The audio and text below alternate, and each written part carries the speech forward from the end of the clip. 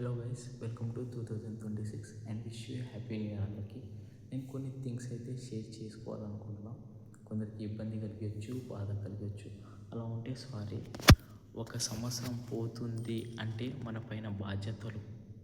ఇంకా సింపుల్గా చెప్పాలంటే ఒక సంవత్సరం పోతుంది అంటే ఒక సంవత్సరం దగ్గర పడుతుంది మన చావు కానీ సింపుల్ థియరీ అర్థం చేసుకోవాలి. సో మన పైన బాధ్యతలు కూడా పెరిగిపోతాయి.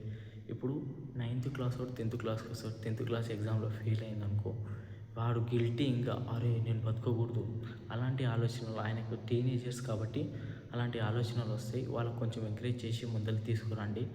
అంత తిట్టకండి. పేరెంట్స్కి కూడా నేను రిక్వెస్ట్ చేస్తున్నా. నెక్స్ట్ ఏంటిదంటే ఫ్రెండ్స్, వాళ్ళు లేనిపోని అలవాట్లు నేర్చుకుంటారు, మందు కానీ సిగరెట్ కానీ. అలా అని నేను పత్తి ఎత్తని నేను మంచోని అని అంటలేను. బట్ నేను బాగలేకపోయినా రేపటి కాలం ఉన్న వాళ్ళు బాగుండాలనేది. ఇంకా ఇప్పుడు మనం తినే ఫుడ్ అవన్నీ అన్ఆర్గానిక్ ఉన్నాయి కాబట్టి కొత్త కొత్త డిసీజెస్, క్యాన్సర్స్ అలాంటివి డిసీజెస్ కూడా చాలా వస్తున్నాయి.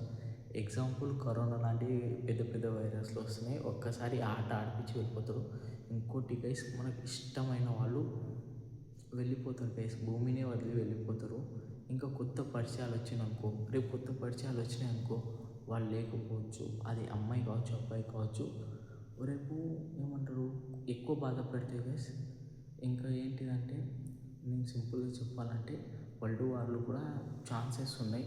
సో కొంచెం జాగ్రత్తగా ఉండండి, రెస్పాన్సిబిలిటీగా ఉండి. అంటే నేను నా లైఫ్కి రెస్పాన్సిబిలిటీ అని అంటలే, జస్ట్ మీ లైఫ్కి మీరు కొంచెం. నువ్వు చదువుకుంటున్నావు, నీ 10th క్లాస్లో డ్రాప్ అవుట్ అయిన ఫ్రెండ్ ఇప్పుడు 20,000-30,000 తీసుకుంటున్నావు. బట్ ఫ్యామిలీ వాళ్ళకు కొంచెం ఏమంటారు, అది తెలుస్తలేదు.